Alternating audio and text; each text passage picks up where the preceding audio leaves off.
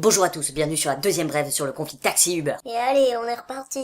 Le problème avec la situation des taxis contre Uber, c'est que globalement c'est une baston des générations si vous voulez. On a d'un côté les taxis qui essaient de préserver quelque chose qui a toujours existé pour eux, et de l'autre on a Uber, c'est les jeunes qui essaient de trouver leur place dans un monde qu'ils ne connaissent pas. Ouais, enfin s'ils connaissaient pas, ils feraient pas chier autant les taxis. Eh bien c'est ça que je veux t'expliquer. Si Uber fait chier, c'est pas la faute de Uber, c'est sûrement de la faute des taxis. Et oui, bien sûr, la faute des taxis, ouais. Ils se font voler leur travail et c'est leur faute. Et si aujourd'hui il y a un débat qui existe, c'est juste qu'il y a énormément d'enjeux. Il y a d'un côté les taxis qui cherchent à garder un monopole qu'ils ont toujours eu, et de l'autre Uber, qui se prévaut du droit à la concurrence.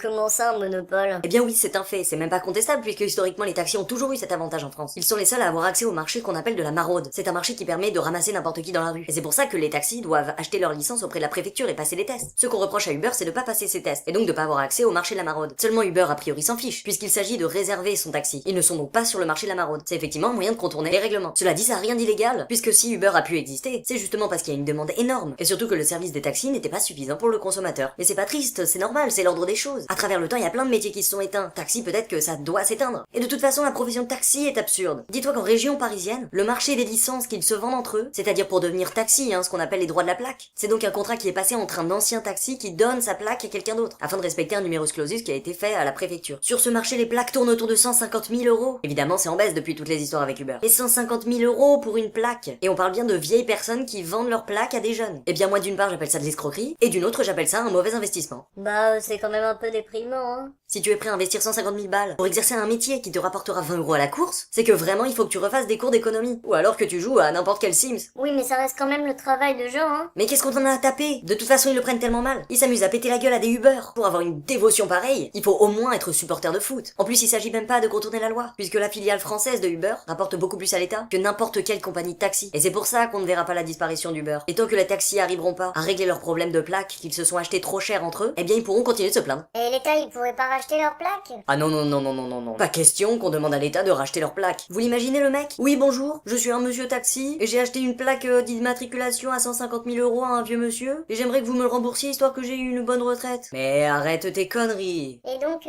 toi, ça te dérange pas de participer à leur mise à mort? Mais non, mais peut-être que c'est l'ordre des choses. Et donc, on pourrait dire que les taxis, ils veulent le beurre et l'argent du beurre? Pardon.